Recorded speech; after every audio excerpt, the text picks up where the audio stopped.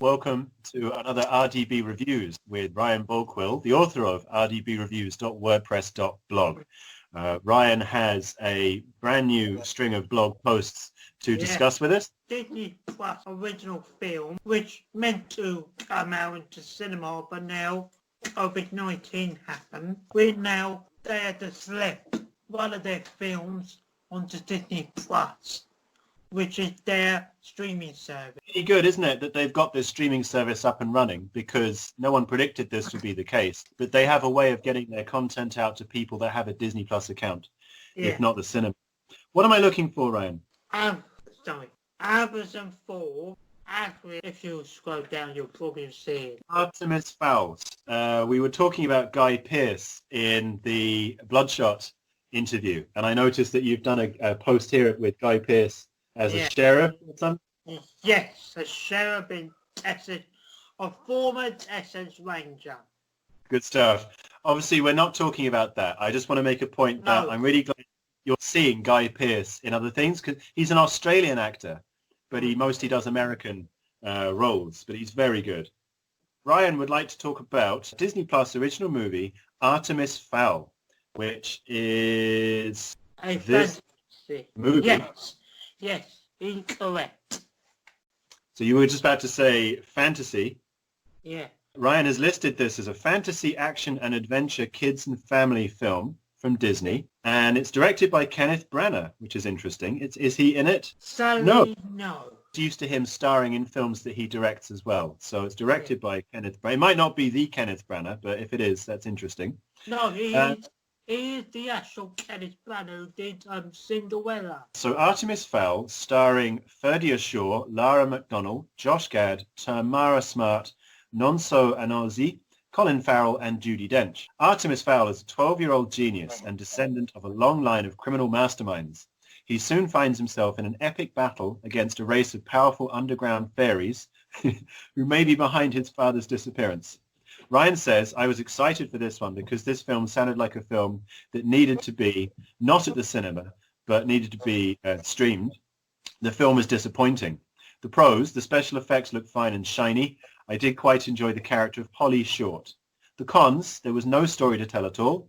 Most of the movie was mostly narrated by Josh Gad, which it was too much of it. The stuff in the trailer is not in the movie, and the film wasted a lot of subscribers for Disney Plus. So you felt let down by this one? Yes, indeed. Interesting you mentioned the trailer as well. We talked about that with Bombshell, that sometimes a trailer is very misleading. Would you say with this one, they put all the good stuff in the trailer, and then the film itself wasn't great? Yes, indeed. Like, you see in the trailer with Molly Shaw, like, in the final, like, seconds of the trailer, very first one, which was released last year, about, go save the world. And boom, the title goes up. None of those stuff in the trailer was in the movie. Oh, didn't actually feature. Sorry, this is what you've written. They did that in Rogue One. Have you seen Rogue One, Star Wars? Yes. I don't want to change subject. Sorry, I just want to make, because it's connected. That's okay. I want to make the point that in the trailer there are various clips that don't ever appear in the film, and films do that more often now because they can do it with CG. They can like delete things or move things around, and it's quite confusing because you think I'm looking for that bit, and it's not there. So I'm not sure why they do that. And also, the main actor, I thought was really bad. Like, the main actor, I think it's like... The 12-year-old. Yeah, I was about to say 10 or 12, but 12 years old. But, like, he was delivered with bad line delivery. The whole, looking at the poster, Ryan, it looks like it has a Men in Black feeling, and then it's kind of got a Spy Kids thing going on. So for me, it feels like an amalgam of other made-for-kids movies. Yeah, like everything, or like In Love Novel, Wet Dream. I feel like the author right, like, the day was like starting my novel with like what kids are into. I was like, well, nice shades in a nice good-looking suit. Maybe. Elimination, and just have like a broken wet dream about fairies. World domination. Okay. All that mumbo jumbo. I mean, intriguing. That makes me want to watch this now to know what all that's about. But you found it boring, and the dialogue was rubbish. Yeah, like, they are measly, like, trying to, like, look at their lineup. They're like, well, okay, we're moving Mulan back for probably this coronavirus will probably be over by then. And we agreed to this other Secret Society movie up on Disney Plus. At the meantime, when everyone's staying at home, what can we put on there for the time being? And I just think, let's add this one. Because we have no faith in it whatsoever. Right, so in a sense, it was maybe going to make money at the box office because it's a kid's film. The poster and the trailer would have drawn people in. But because they need filler, because their main release, Mulan, is not happening, they decided to put this out just to get some more attention. Oh, yeah. So it's the pressure, well, not the pressure, Army. It's because we're in the middle of a pandemic. Everyone's at home now. So everyone needs to watch some crap and doing the mean. I'm not sure the executives would have thought of it that way. No, but that's all it felt like when I was watching it. Okay, fair enough. That was your impression. And also I think of Josh Gad, which is most of the movie is like mostly narrated. You mentioned, yeah. By him, which also plays a very determination of Big Lope from Harry Potter. That Robbie Coltrane? Big Lope beardy like. I think Robbie Coltrane, but I haven't seen Harry Potter, so I don't know the characters by name. He narrates, does he? Well, really close to that, yes. Which was a letdown. He's actually the only person who was very enjoyable in the movie, but underneath bad circumstances. Okay, so John Gass, is he the child? Is he the boy? No. I think he's like one of the I think they claim to be one of the bad fairies. Sorry, because you mentioned, like Harry Potter, it's done by a man with a big beard. So it's a grown-up narrating, and it just didn't work. There were elements of it that could have worked, but it wasn't put together. Would you blame the direction or the script? What do you think's at fault? I think it's the direction. And also the biggest corner of this movie is Judi Dench. The biggest what, sorry? The biggest, like, crime of justice of this movie is Judi Dench. And do you mean because she was underutilized or because she's... yes, definitely underutilized. Like, a lot of the time, I don't know if she tried to be, like, just Judi Dench or just being Batman. They're, like, saying it in, like, this quietly lost voice. I would love Judi Dench as Batman. That'd be so cool. Why not? She's still going strong. Yeah, and also she was not in the movie that much. I think she was like in the first and second act, trying to like try to invade the house. I think it's somewhere in Scotland. It's set in the UK in part then? Well, at times, it does feel like that in the UK, yes. So it's got a Harry Potter connection, if you will. It's fantasy with British people. Sort of, yeah. British people. Okay, interesting. So that's out there on Disney Plus service, but nowhere else. So it's a niche market. If you've got Disney Plus account to hand, you can watch it, but otherwise people would not know this film exists, probably. Like this film is trying to aim at Harry fans. Yeah, I was in my 20s when Harry Potter came out, so I wasn't in the age group that was really excited to know. Now I'm kind of waiting for my niece to be old enough to watch them with her, because apparently some of the later Harry Potter films are a bit dark. So I'm waiting for her to be like 12, I think. Oh yeah. The next one we do, by the way, I think we talked about the Five Bloods, which is the Spike Lee movie. I would like to. I've seen this as well. I would like to talk about this one if you would. The Five Bloods, Yeah. which is a new Spike Lee joint. It's what he calls his films. And this is a really cool graphic that Ryan has found for the film. Yeah, which I thought was a good movie. Good. I'm glad. Yeah. And I recommend what people watching this to celebrate Black History Month. So in the UK, at least, Black History Month is October.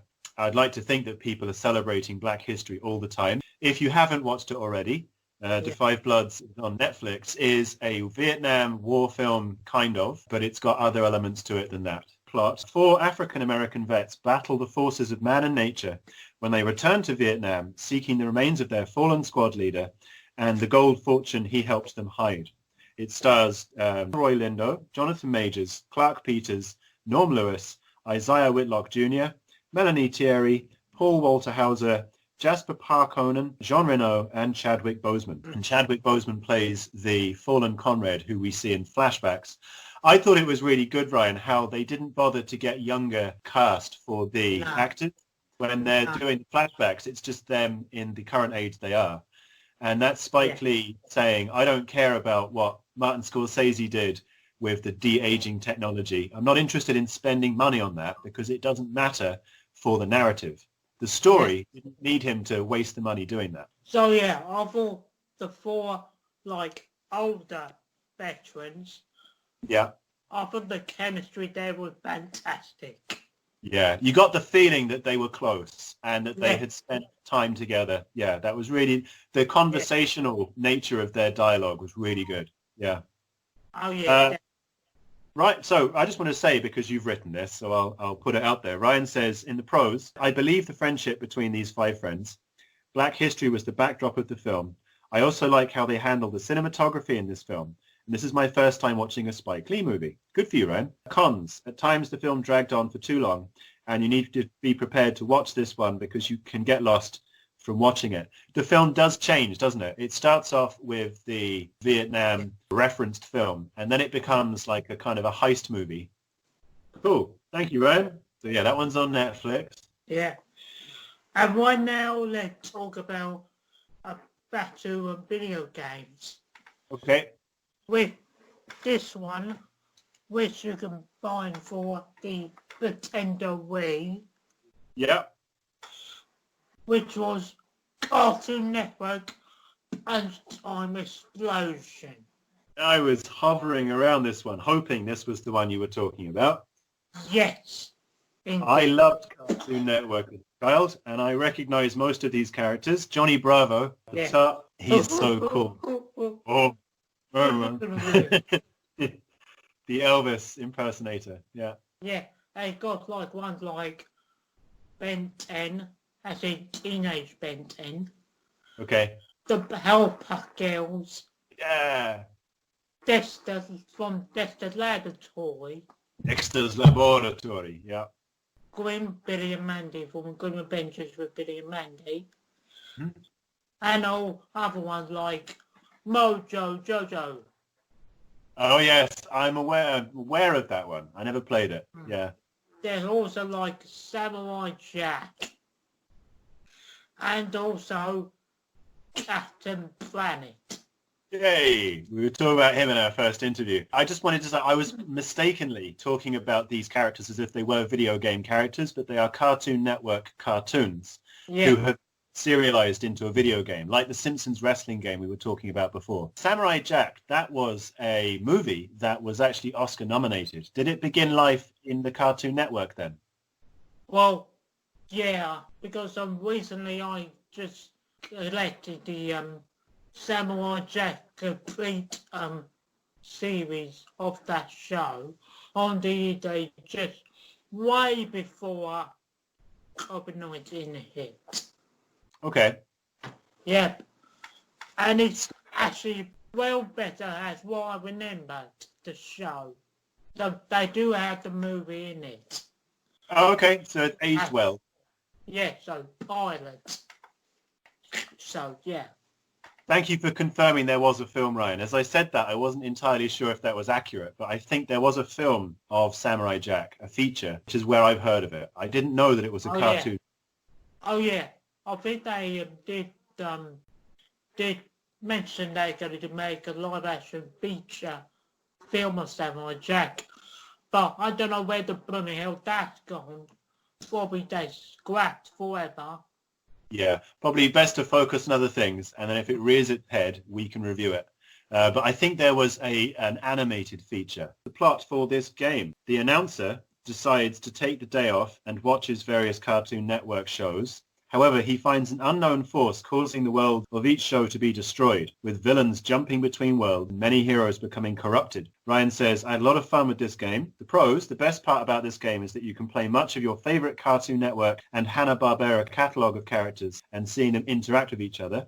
The gameplay feels like a Super Smash Bros. Concept, but that's fine. Other things I like the game design for all the game levels, and they added different variety of mini-games to do in the main story mode.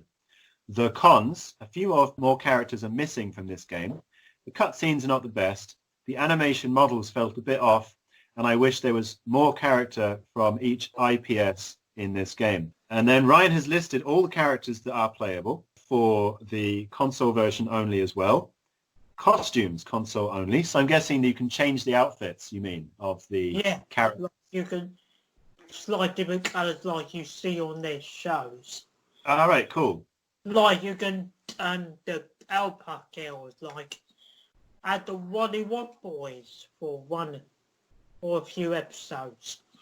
Or like in the game, your first introduction to the alpaca girls is them individually, like taken control by the evil virus. Mm-hmm.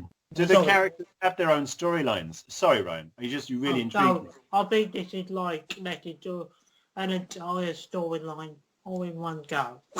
Okay. Like, basically, by the main core of this game, it's like Super Smash Brothers. Because, like, around that time, everyone trying to, like, making their own rip-off of Super Mario, or from Super Smash Brothers. Yeah, and you've listed that this came out in June of 2011 in some parts of the world, and then in Europe in 2012. So we would have had access to this 8 years ago. Yeah, exactly.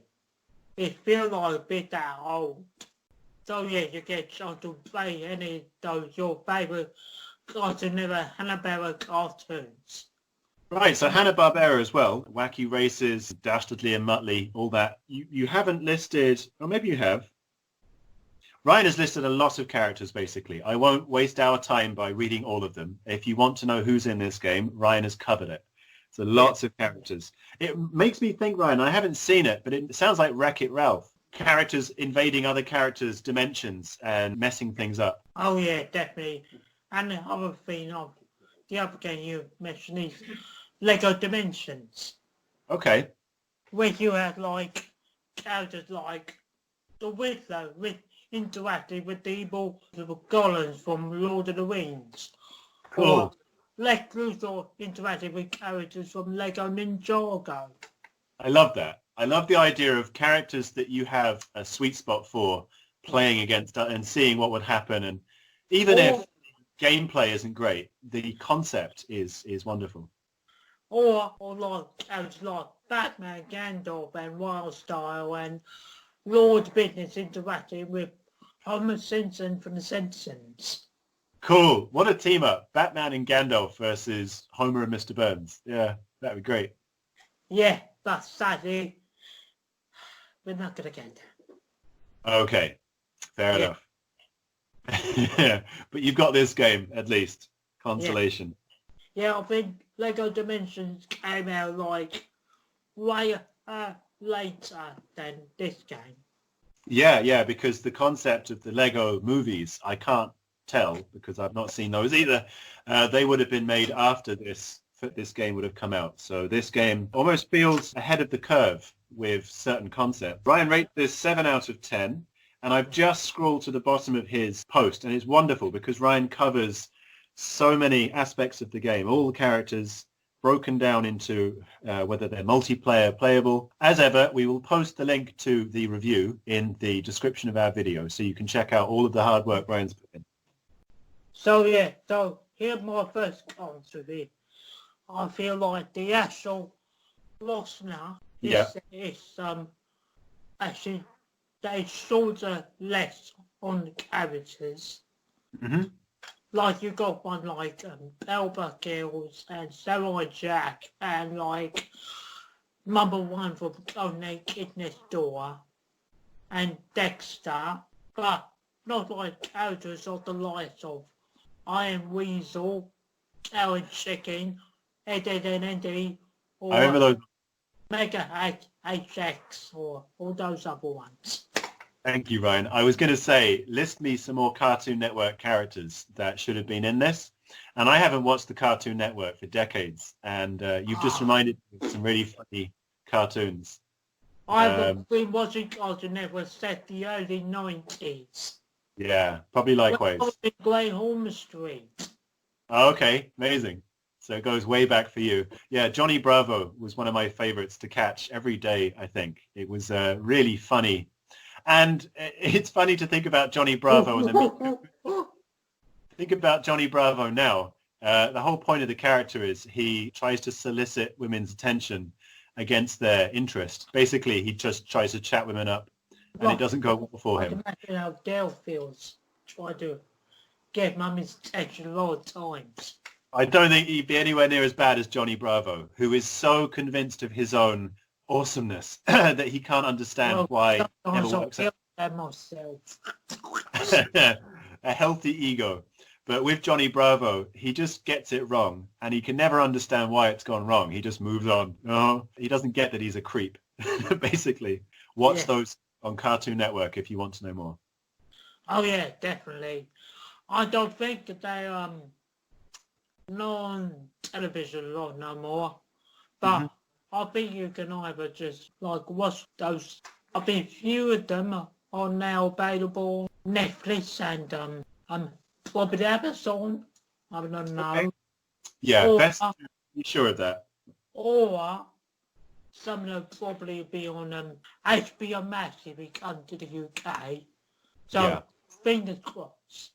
Cool. And then there's YouTube. You can probably find episodes of Dexter's Lab on YouTube if you're desperate. Yeah, pretty much, yeah. Can I ask Ryan quickly, this has nothing to do with anything. Invader Zim, is that Cartoon Network or is that something else? No, I think that's Nickelodeon's. Nickelodeon, thank you. Sorry. This talk of Dexter's Lab reminded me of Invader Zim. Anyway, this game, Ryan, is it a RPG, a platformer? What kind of game is it? Like I said before, this is like a rip-off of Super Smash Brothers. Good. I've not played that. Okay, for those who play Super Smash Brothers, if you just about to get into this game, you're about to see that semblance, see this, I don't know how I can explain it properly there, but if you see the game, you see the similarities there. Okay, so is it a fighting game? Is it an adventure game? Oh yeah, definitely a fighting game, yeah. Punch Time Explosion, so I probably should have made that connection. So like the Simpsons wrestling game, you play characters and you fight other characters. Do they have certain moves specific to them? Oh yeah, definitely. Okay. Special team-up move. Cool. Or just like single characters doing their special moves, but with just like with other characters, but not like they're playable, but just like cameos to help the other characters do their special moves. The character from Shahao, like doing a special combo with Samurai Jack. Okay. Or number 1 doing one with Howard Chicken, or the Queen of Ben Grim from Grim Adventures, Mandy, Yeah. like doing one themselves or doing combos together equally. I like that. I think that's really clever use of the characters. It reminds me of when we were talking about, I'm trying to think we were talking about a film and I mentioned Resident Evil. And I mentioned that when they did the Resident Evil films, it was enough just to have a poster with a character's name on. And then the fans were like, hey, they mentioned that character. So for this game to have all these assist characters is kind of a way of including more characters without making them playable. So I would love, if I was Dexter, I'd love to have Dee Dee, his sister, come to hand because she's unstoppable. Nothing can stop Dee Dee. Yeah, that's it. Like that. Cool. Yeah. And that sounds really fun. Yeah, so that's what I'm gonna say about that game. Like, a lot of fun for those who are old school Cartoon Network fans. Yeah. Who just like to play like for the likes of Ben 10, Mother One, Samurai Jack, and all those ones. Yeah. Oh yeah, Atom Planet. Then you can. Oh, come on. You can do that. You can play with all those in this game. But just remind you, the Wagner is very short. Yeah, probably limitations of the game. I mean, nowadays, if they made it, they could probably put 10 times as many characters in and have it. Oh, yeah. Right, so thank you very much. Let's the 20th season of South Park. It wouldn't be an RDB 20 reviews. 20 years in the making, ladies and gentlemen.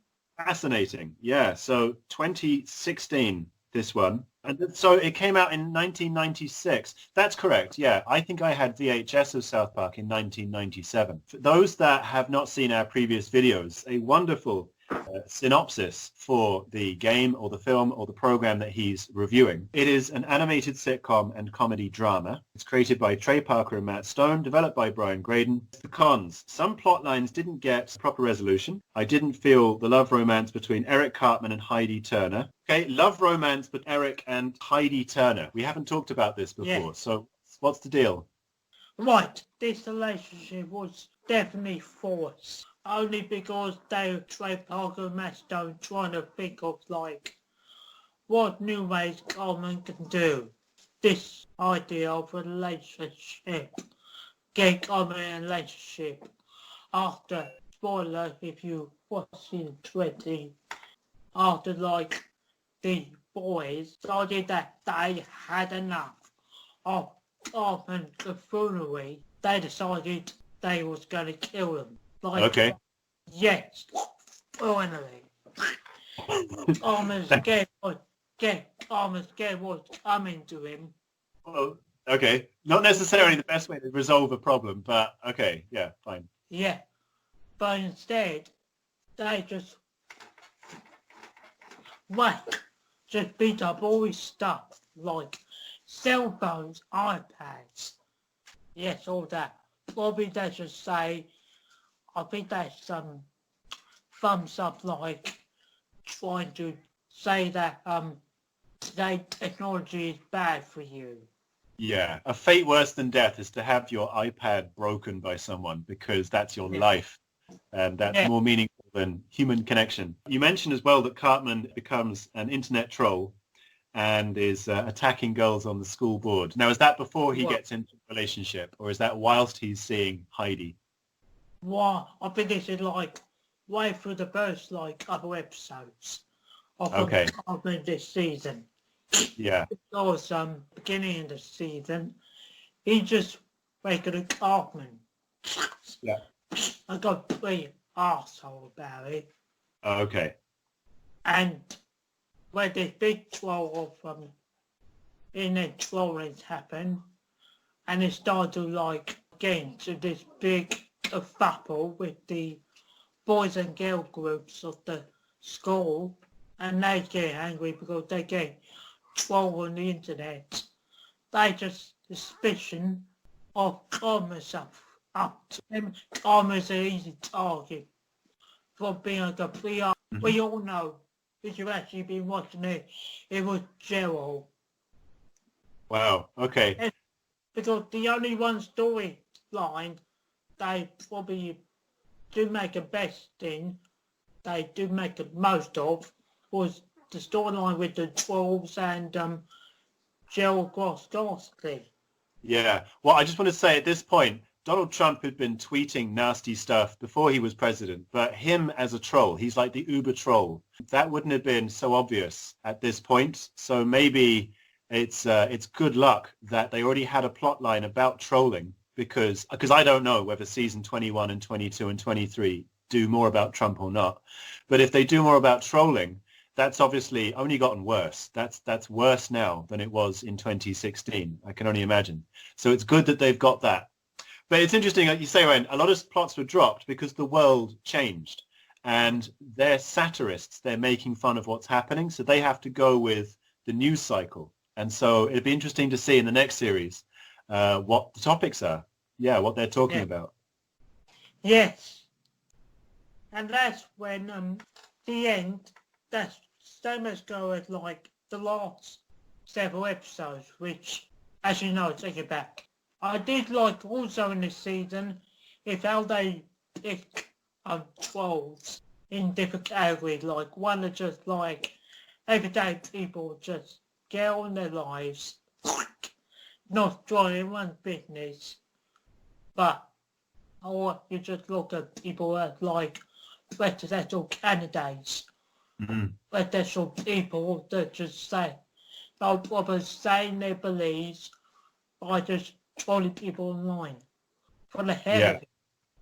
And it works. It wins, which is terrifying. At certain like moments you get to Hacker Joe's like having conversations like just normal people.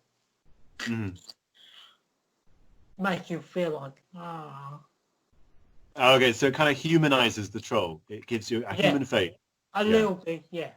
I just want to make this point. So Ryan has already posted his review of seasons 21 and 22 to his review blog, and we've been going through them since season 11.